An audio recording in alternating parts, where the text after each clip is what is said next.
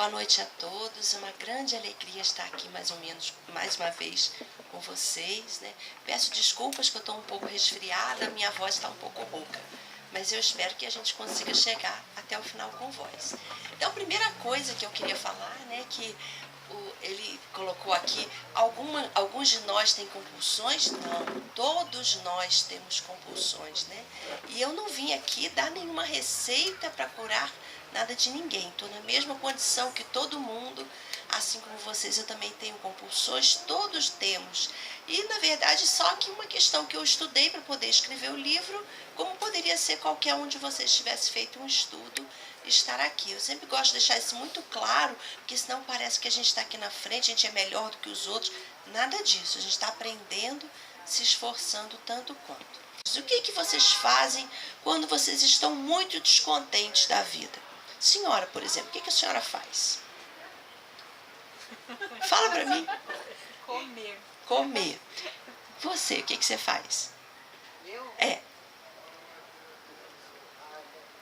Hã? Se estiver muito descontente, eu tenho que parar e fazer uma oração. Mas uma oração, já tá, mas você, o que você faz? É. Normalmente eu começo a ler alguma coisa para pensar em outra coisa. Isso. Então, normalmente é isso, assim, né? Ela ainda faz oração, mas é muito raro alguém falar que faz uma oração, uma meditação. Geralmente, assim, um lê, o outro come, o outro vai beber alguma coisa, o outro vai comprar uma coisinha, né? O outro vai pegar a caixa de bombom, o vidro de doce de leite, e assim vai.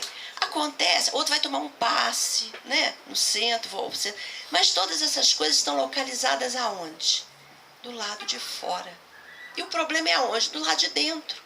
Então, o que está fora não vai resolver o que está dentro. Como é que a gente resolve o que está dentro, né? O que Jesus fazia quando alguma coisa estava errada?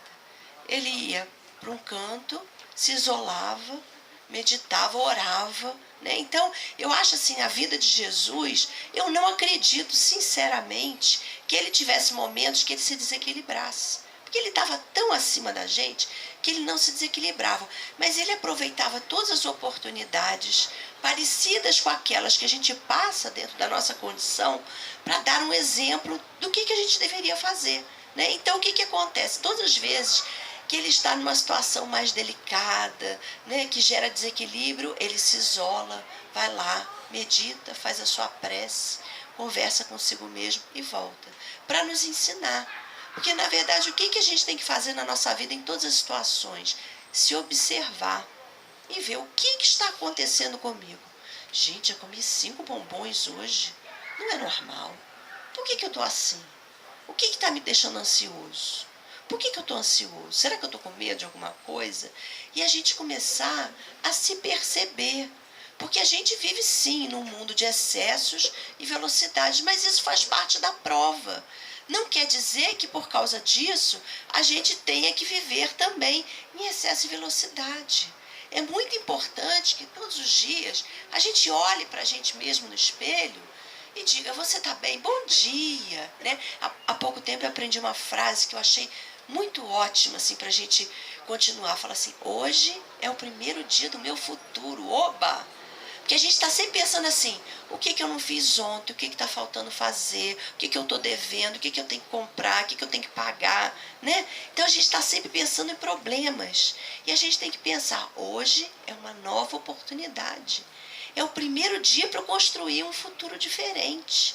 E se olhar e falar, mas por que você está triste? E quando a gente se olha e a gente conversa com a gente, o mais bacana é que a gente passa um tempo, a gente escuta a resposta. Você pode olhar no espelho agora e falar, o que você tem? Por que você está triste assim? Aí quando você chega lá na cozinha, a resposta vem. Fala assim, eu estou triste hoje porque ontem eu não gostei da maneira que falaram comigo na feira. Eu me senti desrespeitado, eu me senti magoado. E aí você começa a conversar com você, como você conversaria com qualquer amigo seu. Ora, mas estava todo mundo nervoso. Não leva as coisas para o lado tão pessoal, né? Você fez o seu melhor, você fez... Então, é isso que falta muitas vezes para a gente. A gente conversar com a gente entender o que a gente está sentindo, para a gente poder se ajudar. Porque ao invés de a gente conversar, o que a gente faz, né? A gente tem que ostentar a máscara. A máscara é o quê? Tá tudo bem, Tá tudo ótimo, imagina. Eu não me abalo, eu não me chateio, eu estou sempre bem. Só que a máscara é pesada. Para a gente suportar a máscara, a gente precisa de uma série de compulsões para poder dar um contentamento mínimo e a gente conseguir seguir. E o buraco lá dentro que fica não fecha. Então, a única maneira da gente fechar o buraco é a gente compreendendo quem é a gente. O que faz a gente ficar triste? Por que a gente reage de determinada maneira? Né? Então, a gente tem que se observar igual a gente observa os nossos filhos. Não é quando a gente tem os filhos, a gente não olha para eles? A gente sabe cada um deles como é que é, né? Quais são os pontos fracos, o que a gente vai falar que irrita, o que não irrita. Mas muitas vezes a gente não se observa, não vê o que faz a gente ficar feliz, o que faz a gente ficar triste, quando a gente está sendo rigoroso. E uma das coisas que mais atrapalha o nosso caminho é a questão do erro. A gente vem para o mundo com a ilusão, né? Faz parte dessa máscara que a gente acha que tem que usar, que a gente não erra. Né? A gente tem que ser perfeito, simplesmente perfeito. Tem que ter o corpo perfeito, não é? O cabelo da moda. A gente tem que nascer com tudo perfeito. Só que se a gente olhar bem, alguém aqui é perfeito? Ninguém. Ninguém é perfeito. Então a gente tem que começar a compreender que errar é normal. Aceitar-se como ser humano que erra e acerta, sem se cobrar tanto uma perfeição absurda, porque quanto mais a gente se cobra, é como se a gente fosse arrancando pedaços da gente, se destruindo, maior o buraco, maior a compulsão, a tendência a precisar se recompor de alguma maneira, né? Então a gente precisa ter mais paciência com a gente. E é interessante quando a gente faz o autoconhecimento, a gente vê os nossos defeitos. É difícil? Lá no centro que eu frequento, a gente agora está fazendo um curso de autoconhecimento. E aí, quando fala assim, quem é orgulhoso aqui? Ninguém. Todo mundo acha que não é. Ninguém é, né? No entanto, todo mundo quer ser perfeito. Querer ser perfeito não é orgulho? Então, no fundo, todo mundo é orgulhoso. Então, quando a gente descobre, assim, né, lá depois de muita discussão, a gente vai chegando à conclusão que todo mundo é orgulhoso, por isso que o Evangelho até dá tanta ênfase, né, para a gente trabalhar o orgulho. Aí a gente começa a descobrir vários outros defeitos. Mas a gente, quando olha para os defeitos, a gente descobre qualidades também. Porque nessa da gente não querer olhar os defeitos, não admitir, a gente deixa passar batido também o lado bom. A gente não percebe, não pode, porque para olhar uma coisa tem que olhar a outra. Né? Eu sou orgulhoso, mas eu também sou uma pessoa generosa. Né? Quando as pessoas me pedem alguma coisa, eu dou, eu consigo perdoar. Cada um tem os seus lados bons e ruins. Né? E isso é muito normal. Se a gente pega, por exemplo, o André Luiz, todo mundo aqui adora o André Luiz, não é verdade? A gente lê as coisas que ele escreve, é tão fantástico, e a gente fica imaginando a perfeição dele. Eu copio as frases dele, tenho várias, daqui a pouco tem até uma que eu vou falar para vocês. Eu tenho frases do André Luiz espalhadas por tudo que é meu. Mas o André Luiz era perfeito? Não. Quando a gente pega lá no nosso lar e a gente vai ver, o André Luiz tinha compulsões? Tinha. Ele bebia, tinha compulsões de sexo, ele tinha tarefa de ser médico, cumpriu mais ou menos, né? Chegou lá bastante endividado. E o que acontece com ele? Quando ele está lá, cercado dos amigos espirituais, né? Recebendo boas lições, ele vai elevando o padrão vibratório, ele se modifica, escreve aqueles livros, aquelas frases todas que a gente adora ouvir. Mas quando que a gente vai ter a certeza de que o André Luiz é um espírito de luz diferente da gente? Quando? Ninguém sabe. Só quando ele reencarnar. E reencarnado, ele conseguir agir exatamente do jeito que ele age lá. O Platão tinha toda uma teoria, né, das ideias perfeitas. E naquela época ele falava do mundo das ideias perfeitas. E ele pegava assim um enfoque material, né? Dizer que a gente, quando olhava para uma cadeira, a gente sentia uma espécie de uma nostalgia, porque a gente imaginava que existia, lá dentro a gente sabia que existia uma cadeira muito mais perfeita do que essa, como se assim, todas as formas que existem no mundo são imperfeitas, porque em algum lugar a gente sabe que existem formas muito mais perfeitas do que essa. Até quando a gente pega toda a literatura espírita, eles vão descrever as flores, né? As flores são de uma beleza incomparável, de cores que a gente jamais imaginou, né? Tudo é muito diferente. Mas tem um outro lado, eu acho que a verdadeira nostalgia que a gente sente é desse tipo de relação entre as pessoas que estão lá. Essa que o André Luiz tem lá, que dá até a sensação para ele mesmo de que ele já melhorou muito. Né? Então é isso a nossa grande busca, e que a gente aqui no mundo, envolvido por tantas sensações, tantas coisas que nos cercam, aí vem aquele vazio. Do que é esse vazio? A saudade de um lugar onde as pessoas saibam mais, onde elas ensinem pra gente, onde o nosso erro não pese tanto, onde possam dizer, não tem problema, você errou, mas ali na frente você vai acertar. Então, acho que a nossa grande nostalgia é essa busca desse lugar da onde a gente veio. Mas nós estamos aqui em prova. E isso não invalida que a gente comece a exercitar em nós esse lado bom que a gente gostaria de vivenciar. Só que a gente não pode ter expectativa com relação às outras pessoas. Nada do que a gente faça pode ser para receber de volta. A gente tem que sempre fazer o nosso melhor, porque a gente se sente bem com a gente. Não porque o outro vai retribuir. A gente não sabe da condição. Às vezes o outro não dá conta de agir como a gente gostaria que ele agisse. A gente não tem que viver. A expectativa gera depressão, gera ansiedade, gera tantas coisas, né? Então, a primeira coisa que a gente pode tentar é não criar tantas expectativas, não cobrar tanto, nem do outro e nem da gente mesmo. Quanto menos a gente vai cobrando da gente mesmo, menos a gente vai cobrando do outro. Quanto menos a gente vai vendo que a gente erra, quanto mais a gente vai vendo que a gente erra e pode errar, que é natural, a gente vai entendendo que o outro também erra. Né? Que isso não é pesado, não é um pecado, é natural. Estamos todos em aprendizado. Né? Então aí é que entram, obrigada, as nossas doenças. A doença também faz parte do nosso aprendizado? Faz. Né? Às vezes a gente precisa da doença. Quantas coisas a gente aprende quando a gente fica doente? Né? Começa pela humildade. Quando a gente fica doente, uma das coisas mais difíceis, os outros às vezes têm que fazer pra gente. Às vezes ajudar a gente a levantar, a tomar um banho, a pentear o cabelo. Fiz uma cirurgia que eu não podia pentear o cabelo. Eu tinha que esperar a minha filha chegar em casa para pedir para ela pentear o cabelo, lavar para mim. Né? Então isso vai desenvolvendo, a gente vê como o outro é importante na nossa vida. Né? Mas uma coisa da doença que é muito importante é que a gente só vai receber qualquer doença, qualquer que seja, quando a gente está preparado para isso. Deus é bom, é misericordioso. Ele jamais mandaria alguma coisa, alguma prova, algum aprendizado que fosse para o qual a gente não tivesse condições ainda de tirar o máximo de proveito. Né? Então eu costumo usar como exemplo, eu tenho um filho de 5 anos.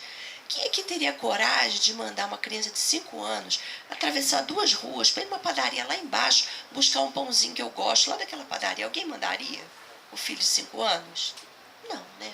Da mesma maneira, Deus, que é muito melhor do que a gente, não ia dar nada que a gente não tivesse condição de resolver.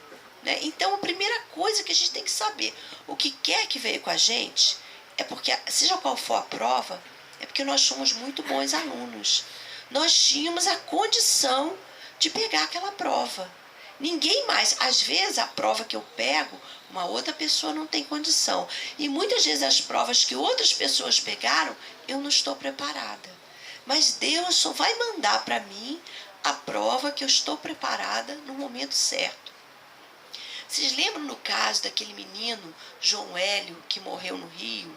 Foi até uma coisa que me impressionou muito, porque ele tinha acabado de sair da evangelização no centro espírita. E aí a mãe dele foi assaltada na porta de casa. Não deu tempo dele se soltar do cinto e ele foi arrastado e morreu arrastado. Era um menino de 8 anos, se eu não me engano. O Chico ainda era vivo, Chico Xavier. E logo depois o Chico recebe uma mensagem do menino dizendo que ele precisava, tinha esperado tanto para passar por aquela prova, que na Roma antiga, lá nos tempos, muito antes até do Cristo, ele tinha o hábito de fazer corrida de bigas, amarrava os velhinhos, os escravos e saía arrastando para ver quem chegava primeiro, quem matava primeiro, né? Então ele precisava daquela prova. Quantos foram necessários? Mais de 2000 anos para que ele passasse por aquela prova, quando Deus achou que ele tinha condição. E por que a gente às vezes passa até por provas tão duras, né? Porque a necessidade que a gente tem de compreender o que é aquele sofrimento. Se ninguém sentisse dor no dedinho do pé, a gente não teria cuidado com o pé dos outros, não é? Então, às vezes, a gente precisa ter a noção do que é a dor nas outras pessoas para que a gente consiga respeitar mais. Então, às vezes, a gente pede, e mesmo assim, olha como é que Deus é bom. Quantos velhinhos será que ele arrastou? Ele foi arrastado uma vez só. O suficiente para ele guardar na lembrança dele o que significava aquilo, né? Para que ele não voltasse a fazer aquilo nunca mais. Né? Foi um pedido. A gente às vezes precisa desses lembretes, dessas coisas gravadas, para que a gente consiga conter os nossos impulsos de errar. E onde que entra o diabetes nisso tudo? Então, a primeira coisa, quem quer que tenha diabetes foi preparado. E pode até ter escolhido. Por tudo que eu estudei, eu cheguei à conclusão que diabetes é uma doença que a gente pede quando a gente precisa desenvolver a nossa disciplina, a nossa capacidade de disciplina. Não só com a alimentação. Todas as compulsões, elas estão ligadas a coisas que a gente perdeu a disciplina. Não é quando a gente gasta demais, quando a gente bebe demais, até as emoções, né? Às vezes a gente tem emoção demais, sufoca as outras pessoas, não sabe a hora, não sabe bem o dar e receber, né? Desculpa. Então, para todo comportamento em desequilíbrio, a gente precisa de disciplina. Então, alguns lá no mundo espiritual, conforme a nossa necessidade, um dia nós vamos ser convidados a avaliar como é que foi o nosso aproveitamento dessa vida aqui na Terra. O que a gente aprendeu, o que a gente acha que fez mais falta para a gente. E alguns vão falar assim, olha, o que fez falta para mim realmente foi a disciplina. Eu acho que se eu tivesse tido mais disciplina na minha vida, eu teria errado menos. Então, a gente vai sentar com os espíritos e falar, olha, o que eu posso fazer, que prova que eu posso ter, que vai me ajudar a desenvolver uma maior capacidade de disciplina. E a diabetes seria uma dessas provas. Porque vocês já viram doença para requerer mais disciplina da gente? O diabético ele tem que acordar, ele tem que medir a glicemia várias vezes ao dia, ele tem que se alimentar de 3 em 3 horas, ter a comida certa, né? Ele tem que ter sempre a balinha no bolso, porque se ele tiver a hipoglicemia, tem a hora certa de comer a balinha. Né? Então ele é alguém que é requerido dele o tempo todo esse esforço de disciplina. E o detalhe, isso eu pude comprovar em várias palestras que eu fiz. O diabético que faz certinho o que ele precisa fazer, ele vive mais do que todo mundo. Por quê? Porque nós nos comportamos muito erradamente. A gente come de tudo, na hora que tem vontade, não é normalmente? Se a gente não tem problema, a gente se cuida? Não. A gente só se cuida quando tem algum problema. O exame do colesterol deu alto, o triglicérido, então eu vou diminuir, vou tentar uma alimentação melhor. Mas se o exame não der nada, a gente come tudo quanto é porcaria. Não é assim? Ninguém se importa com isso. Então, o diabético que leva a sério, na verdade, ele é levado a comer a alimentação saudável que todo mundo deveria ter.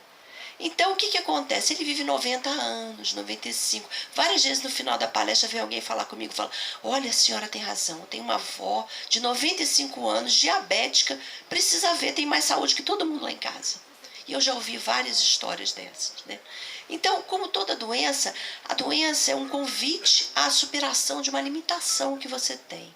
Se você tentar entender o que é aquela doença e o que ela vai trazer de bom para você, você vai tirar o maior proveito possível dela.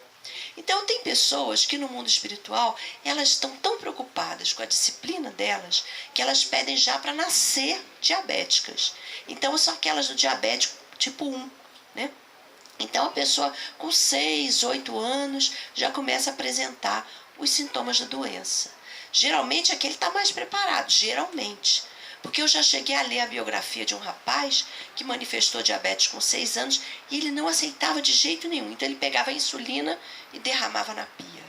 Imagina a insulina cara, do jeito que era, né, antes do SUS dar, ele jogava tudo fora. E não aceitava. E esse rapaz, ele foi tão revoltado para ver o que a gente faz com a gente quando a gente não aceita a prova que nos é dada. Ele chegou a fazer vários transplantes de rim. Não aceitava, o corpo dele rejeitava. Finalmente ele fez um de pâncreas e de rim. Recebeu um pâncreas perfeito, que a diabetes toda está situada na capacidade do pâncreas produzir uma substância chamada insulina. Então ele recebeu um pâncreas perfeito. Não é que ele fabricou a diabetes nesse pâncreas perfeito. Então, quer dizer, depende muito da nossa aceitação. Porque tudo que a gente não aceita fica muito mais difícil. Difícil para a gente, para quem está em volta, né? Lá em Caxambu teve um caso de uma senhora, ela tem uma doença degenerativa. Então, ela foi perdendo os movimentos, aceleradamente nos últimos anos. Tinha muito tempo que nós não a víamos, eu e minhas filhas estavam passando na rua. Ela estava sentada no café, lanchando. A gente passou, como vai? Tá boa, tudo bem? Ela, muito revoltada, olhou para a gente e falou assim, como tudo bem? Vocês não estão vendo o meu estado? Eu de cadeira de rodas, não sei o quê. Olha que coisa, né? E a gente muito sem graça. Aí a minha filha, que é evangelizadora e tudo, virou e falou assim, nossa, mas olha só, você está sentada numa mesa, aqui num barzinho, na rua, tomando café, você tem uma pessoa para cuidar de você. Tanta gente que não tem isso. Aí ela virou assim, que se dane quem não tenha. Me importa o meu sofrimento. Eu gosto de gritar bem alto para todo mundo ouvir como eu estou sofrendo. Aí a gente foi embora, né? Porque ela nem acredita em Deus, não tinha nem como falar, fica com Deus, né? A gente foi embora muito triste, fizemos uma prece. E eu fiquei pensando como aquilo era ruim para ela, né? Porque ela vai ter que, em algum momento, toda essa revolta que ela sente, né, tá mostrando ali a doença que ela teve, a prova de paciência que ela tinha que ter e que ela não tinha. Né? E, ao mesmo tempo, como que a gente dá um exemplo ruim para os outros que estão em volta da gente, né? Que a gente não sabe, às vezes um filho nosso vai passar por uma situação muito mais difícil lá na frente. E aí tem que se lembrar de um bom modelo, né? Alguém que, quantas pessoas falam que quantas testemunhas invisíveis estão olhando para a gente e as visíveis, né? Então, no mínimo, como o Emmanuel diria para o Chico, a gente tem que ter educação para a gente passar pelas provas que a gente tem que passar. E nunca pensar assim que foi uma injustiça de Deus, que a gente não merecia. Se a gente está passando por alguma coisa, é porque primeiro a gente tinha condição e a gente precisava daquilo. Aquilo é uma bênção. A gente tem que encontrar a bênção que está escondida na dificuldade que a gente tem. Porque aquilo vai ajudar a gente a nos tornarmos pessoas melhores. Quantas pessoas cada um dos senhores conhece que ficou doente e que até melhorou o gênio, a maneira de proceder, né? A gente percebe a mudança na pessoa, mas às vezes quando é a gente não aceita, né? A gente fica muito zangado com isso. Bom, então é importante a gente sempre ter em mente que nós fomos muito preparados. Ninguém recebeu nada que não tenha sido preparado. Então, o medo, a gente tem que trabalhar o medo da gente. O que mais nos atrapalha, o maior responsável pelos nossos fracassos é a nossa ansiedade e o nosso medo, né? O medo, genericamente, para que ele serve? Ele serve para a gente fugir ou lutar. Quando a gente estava lá em tempos primitivos, né? Vinha um dinossauro, ou vinha uma outra tribo, né, atacar. Então, o que a gente tinha que fazer? A gente ficava com medo. Então, todo o organismo da gente vai fabricar hormônios que vão fazer a gente suar frio. Por quê? Porque se o inimigo pegar, a gente vai escorregar. Então ele vai queimar, o organismo vai queimar mais depressa todo o açúcar, para que a gente também tenha condição de sair correndo. Então vai ativar uma série de reações para que a gente sempre tenha condição de fugir ou lutar. Né? O medo, ele é saudável na medida que ele nos protege. Então, se eu for atravessar uma rua muito movimentada e eu não prestar atenção, não tiver medo nenhum, eu vou morrer atropelada na primeira rua que eu atravessar. Por isso, criança pequena não pode, porque eles são meio destemidos, né? Não tem noção, então eles vão e são atropelados. Então, o medo, ele vai me dar um mínimo de cuidado comigo mesmo. Agora, se eu tenho um medo excessivo e infundado, eu não consigo atravessar a rua. Nem quando para de passar carro, eu começo a ficar ansiosa. Não, mas se vier uma moto de repente correndo, e se viesse, cair um avião, e eu começo a pensar, se a gente for pensar seriamente as bobagens que a gente pensa em função da nossa ansiedade, a gente vai rir da gente mesmo, não é? E a gente às vezes se deixa levar por esse medo excessivo, por essa ansiedade, que a gente tem que parar e falar, peraí, gente, o que está acontecendo comigo? Não tem carro nenhum passando, olha lá, eu estou imaginando lá na frente. Imagina, hoje eu estou meio desequilibrado. E começar a rir, e perceber, e se trabalhar. E falar, olha, não precisa. Então, uma boa técnica é a gente conversar com a gente mesmo. Vê aquele medo, você fala para você, mas não briga com ele não. Fala, olha, muito obrigado que você me lembrou que eu preciso tomar cuidado, né, para atravessar a rua. Tudo bem, já recebi sua mensagem, mas agora você pode voltar para o seu lugar, tá tudo bem. Né? Então é isso, a gente conversar com esses sentimentos que a gente tem, que vem o tempo todo. E lembrar que o que quer que seja que vem para a gente, nós fomos preparados para enfrentar. Então André Luiz até conta em vários livros dele, né, que a gente faz curso até contra o medo.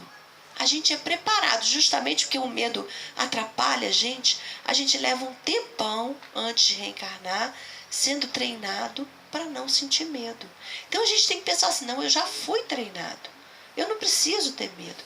Tem um senhorzinho, para quem eu trabalho, fazendo os textos para ele, que ele fala assim, quem tem medo não tem fé, quem tem fé não tem medo. Né? Então a gente tem que lembrar disso, para se trabalhar o tempo todo. Então, não ter medo das coisas que acontecem com a gente. Então, o que quer que aconteça, seja uma dificuldade, seja uma morte prematura, seja a perda de alguém, a perda de um emprego, o que quer que aconteça, nós, melhor do que ninguém, estamos preparados, né? E o nosso conceito de felicidade e infelicidade também é muito relativo, acaba sendo muito influenciado pelo mundo. Gente, vocês acham que aquelas pessoas que aparecem na revista o tempo todo sorrindo são realmente felizes? Não são. É uma pose, né? Porque a felicidade é uma coisa que está muito além de um sorriso para uma selfie. Né? A gente faz, vem a selfie, a gente dá um sorriso, né? Mas não é assim. Então, nós estamos num mundo normal, onde todo mundo tem as suas dificuldades. E o que aparentemente nos vem como uma infelicidade, às vezes é a nossa maior felicidade. Eu sinto como exemplo um casal que a gente visita lá do centro, a gente tem uma equipe que sai para dar o passe nas casas das pessoas que estão doentes. Então tem uma senhora que ela teve 5 AVCs, a situação dela é bem difícil, né? E eles namoram muito afastados da cidade. Então todas as vezes que a gente ia para lá dar passe, a gente ia com aquela sensação assim, puxa vida, coitados, ela e o marido dela estão sofrendo tanto, ainda morando lá na estrada, né? Tão difícil. Até um dia que a gente foi dar o passe neles e saiu esse trecho do Evangelho falando a verdadeira felicidade. E aí falava assim que muitas vezes aquilo que a gente imagina como infelicidade é algo de muito bom, que aqueles espíritos pediram aquela prova porque ia levá-los a um crescimento muito grande. E automaticamente foi interessante porque éramos 3 pessoas, todos tivemos a mesma intuição. A gente olhou em volta e viu assim que aquele lugar era o melhor lugar para eles estarem, porque era afastado da cidade, é cercado de verde por todos os lados, tem vaquinhas subindo e descendo, os caminhões passando, ela gosta de ficar na janela ou na varanda olhando. E eu acho que na cabeça dela pensa assim, tudo passa, né? Ela sorri quando os caminhões passam. Então, é um lugar que traz tranquilidade. De repente, se eles morassem numa casa, como a gente imaginava, né, na nossa ignorância, que era muito melhor para eles no meio da cidade, podia ter um movimento da cidade, podia ter o bar em frente, o marido talvez não se animasse tanto a cuidar dela, ela talvez ficasse deprimida de ver as moças bonitas passando e ela se olhando ali, né? Então, a gente chegou à conclusão de que estava tudo muito certo e que eles que estavam lá eram muito melhores do que a gente, porque estavam passando por aquela prova com resignação, com alegria, né? Prova que nenhum de nós que estávamos ali teríamos talvez a condição de passar, né? Então, às vezes, o que a gente acha que é um problema é só uma questão de foco, da gente mudar o nosso foco e de enxergar aquilo como uma bênção, de procurar, de todos os dias de manhã, a gente olhar o que a gente tem de bom e falar para Deus, Senhor, o que queres que eu faça? Né? Porque a gente acorda de manhã e sai no automático. E a gente não se pergunta, em que eu posso ser útil hoje dentro da minha condição? Né? Nem que seja para aconselhar alguém. A gente se desmerece tanto com essa mania de não poder errar, que a gente se esquece da nossa própria sabedoria, de tudo de bom que a gente tem guardado dentro da gente. Então, eu gosto muito daquela passagem do Evangelho que fala da pesca milagrosa, que Jesus chega e Pedro está lá, é uma das primeiras vezes que eles se encontram, e Pedro está lá muito aborrecido, muito chateado, porque naquela noite não pegou nada. E Jesus pergunta primeiro para ele, eu posso entrar no seu barco? Porque ele pergunta para a gente o tempo todo, eu posso com você? A gente que às vezes fala, não, deixa eu ir sozinho, né? E aí ele vai, aí ele fala para Pedro, joga a rede aqui. E Pedro fala assim, mas eu passei a noite toda, já joguei. Aí Jesus só olha para ele, não, tudo bem. Se tu o dizes, eu faço. E ele joga. E quando ele acredita que ele joga, vem tanto peixe, mas tanto peixe, que quase arrebenta a rede e são necessários 2 barcos para poder levar até a margem. Eu acho que essa passagem simboliza o que a gente já traz dentro da gente. Né? Porque se a gente jogar a rede no lugar certo, tem tanto peixe, mas tanto peixe, tanta coisa boa que a gente já acumulou, que arrebenta a rede. É porque a gente só olha para onde não tem peixe. A gente só olha para o que não deu certo e não busca. Quer ver a hora que aparecem os peixes? Quando a gente vai aconselhar alguém que a gente gosta muito. Um filho, um irmão, um melhor amigo. Vocês já repararam quanta coisa boa que sai da gente? Que às vezes a gente nem tem noção de que está com aquilo tudo guardado. Ora essa, quantas vidas nós já vivemos antes de chegar aqui. E a gente chega aqui e fica aprisionado nesse corpo. Como se fosse assim, eu não sou só a Lígia. Né? Até porque eu estou aprendendo, porque eu venho falar, na hora que a gente vai falar, a gente vai buscar coisas que a gente já traz há muito tempo. O Dr. Brian Weiss, que era um cético, né? Não acreditava direito nem em Deus, era um psiquiatra, ele foi fazer experiências de regressão até o útero, né? Conforme era recomendado pelo Freud. Ele leva um susto que uma das pacientes dele volta para vidas anteriores. E cada vez que ele pesquisa, ele nota a coincidência de datas, de detalhes. E uma só dessas pacientes, que ele acompanhou mais tempo, viveu 84 vidas. Imagina quantas será que a gente já viveu. Então os peixes estão lá. É uma questão da gente querer acessar.